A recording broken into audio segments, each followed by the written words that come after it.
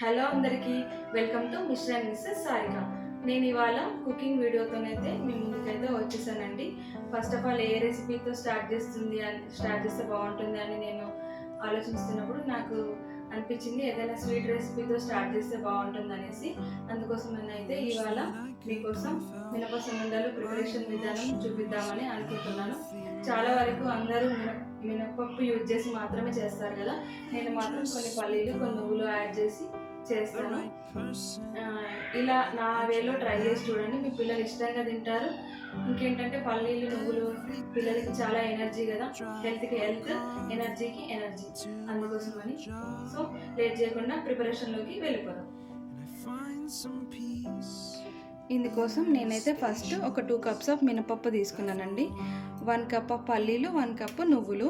So ఇవన్నీ మొత్తం ఒక 1/2 kg వరకు ఉంటాయి కదా. ఒక 1/2 kg బెల్లంలో నేనైతే ఇంత ఆపేసానండి. ఇది 400 గ్రామ్స్ వరకు ఉంటుంది. మీ పిల్లలు స్వీట్ ఎంతవరకు తింటారో అంతవరకు బెల్లాన్ని యాడ్ చేసుకోండి. కావాల్సిన వాళ్ళు షుగర్ని కూడా యాడ్ చేసుకోవచ్చు. ముందుగానే నేనైతే నెయ్యి కొంచెం వేడి చేసుకొని పెట్టుకున్నాను. ఇప్పుడు స్టవ్ పైన 2 కప్స్ ఆఫ్ మినపప్పుని అయితే స్టవ్ని లో ఫ్లేమ్లో పెట్టేసుకొని ఫ్రై చేసుకోవాలండి. స్టవ్ని లో టు మీడియం ఫ్లేమ్లో మాత్రమే అడ్జస్ట్ చేసుకుంటే ఫ్రై చేసుకోవాలి, ఎందుకంటే మాడిపోతుంది. లో ఫ్లేమ్లో ఫ్రై చేస్తేనే మినపప్పు లోపటి వరకు ఫ్రై అవుతుంది, టేస్ట్ కూడా బాగుంటుంది. అయితే ఫ్రై అయిపోయిందండి. నేను ఒక బౌల్లోకి అయితే తీసేస్తున్నాను. పల్లీలను కూడా లో టు మీడియం ఫ్లేమ్లో అడ్జస్ట్ చేసుకుంటూ ఫ్రై చేసుకోవాలి. అంతలోపు మినపప్పు చల్లారి పెట్టేసుకుందాం. అయ్యాయి కదా, తీసేస్తున్నాను.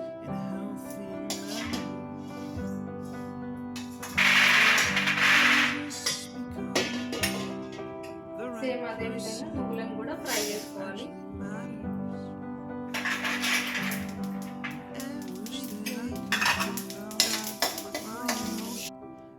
నువ్వులు కూడా ఫ్రై అయిపోయాయండి, తీసేస్తున్నాను.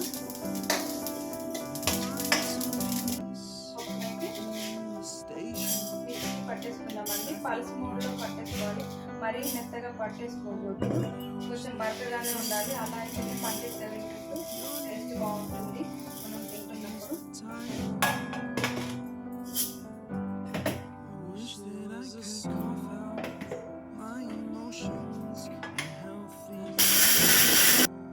కూడా మిక్సీ పట్టేసుకుందాం. పల్స్ మోడ్లోనే మిక్సీ పట్టుకోవాలండి, లేకపోతే ఆయిల్ సెపరేట్ అయ్యి అంత బాగుండదు.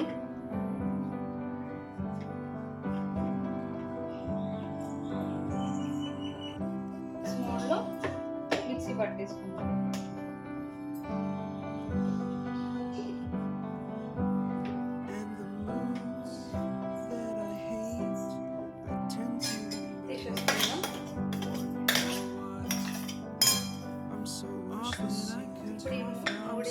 మిక్స్ చేసేద్దాం.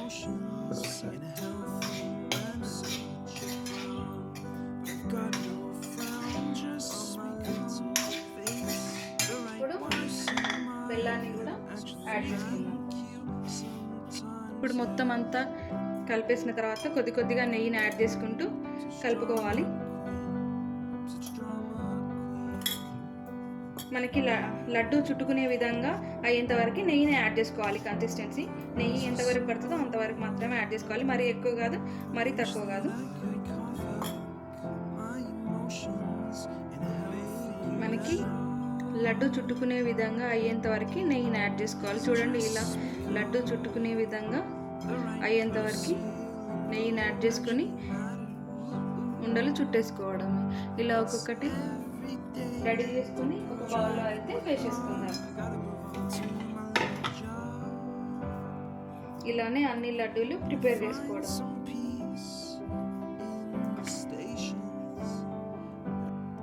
నాకైతే ఆల్మోస్ట్ ఒక 20 to 30 సున్నుండలు అయితే రెడీ అయిపోయాయి.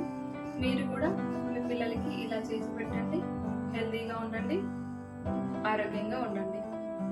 ఈ రెసిపీ తప్పకుండా ట్రై చేస్తారని మనస్ఫూర్తిగా కోరుకుంటున్నాను.